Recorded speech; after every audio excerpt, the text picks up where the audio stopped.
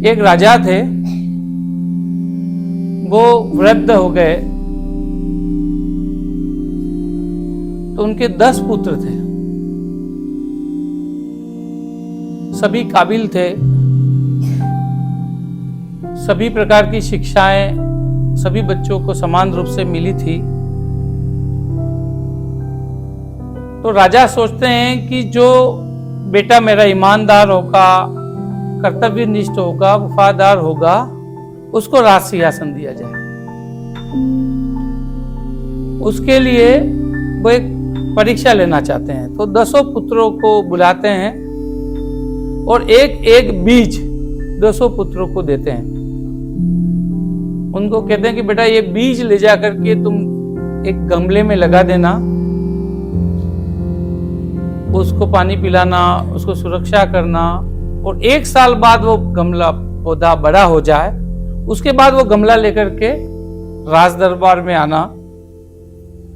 जिसका पौधा सबसे ज्यादा सुंदर, सबसे ज्यादा अच्छा होगा, जिसका गमला सबसे ज्यादा अच्छा होगा, उसको मैं राजा बनाऊंगा। 200 बेटे एक एक बीज लेकर के चले जाते हैं, अपने अपने गमलों में लगा देते हैं। सबसे छोटा बेटा वो बहुत ही ईमानदार और सीधा था। ईमानदार व्यक्ति सीधा और सरल होता है, तो वो छोटा बेटा भी ईमानदार और सीधा और सरल था। उसका बीज उगा नहीं, उसने बहुत सारे प्रयास किए, उसको टाइम पे पानी पिलाता था, धूप भी पे रखता था, सारी चीजें करता था। दूसरे भाइयों के पौधे अंकुरित हो गए थे, बड़े होने लगे थे, हरे भरे होने लगे थे, लेकिन उसका पौधा नहीं उगा था। वो बड़ा चिंतित था, बड़ा दुखी था, लेकिन उसका मानना था कि क्या कर सकते हैं। समय निकलता जाता है और 1 साल पूर्ण हो जाता है। 10 बेटे अपने अपने गमले लेकर के राज दरबार में एक नियत तिथि पर पहुंचते हैं।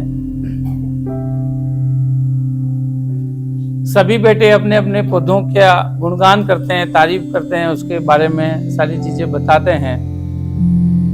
छोटा बेटा बताता है कि पिताजी मेरा बीज तो उगा ही नहीं। तो पिताजी छोटे बेटे को राजा घोषित करते हैं। तो पूरे राज दरबार में बड़ा आश्चर्य होता है कि इसका तो बीज उगा ही नहीं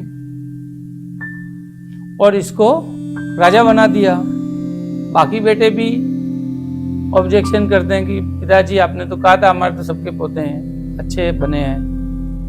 तो पिताजी कहते हैं कि बेटा मैंने आप 10 को जो बीज दिए थे वो सभी को खराब दिए थे, किसी के उगने वाले नहीं थे, लेकिन तुम सब ने बेईमानी की, दूसरा बीज ला करके, दूसरा पौधा ला करके उसको उगा दिया।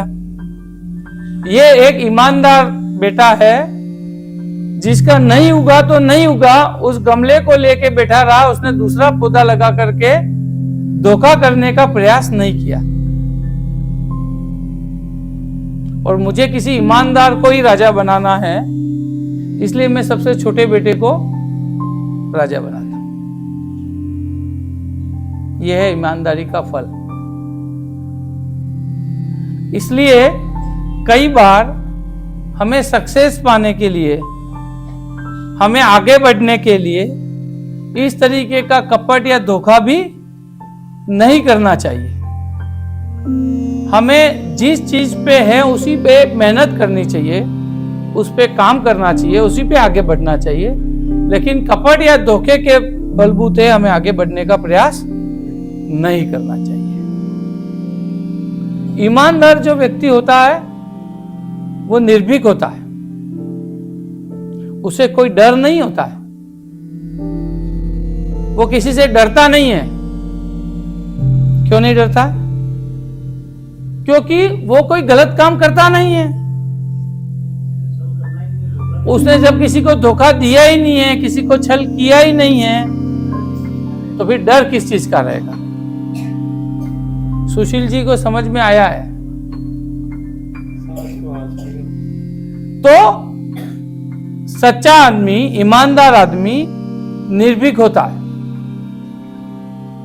वो जानता है कि यदि उस पर कोई आरोप भी लगा है, यदि कोई उसे गलत भी कहे, तो एक ना एक दिन वो सच्चा साबित होगा। उसके ऊपर लगाई गई बुराइयां, उसके ऊपर लगाए गए आरोप सभी मिथ्या होंगे, ये उसको पता होता है, इसीलिए वो निर्भीक होता है। तो हमें ईमानदारी पे रहना चाहिए।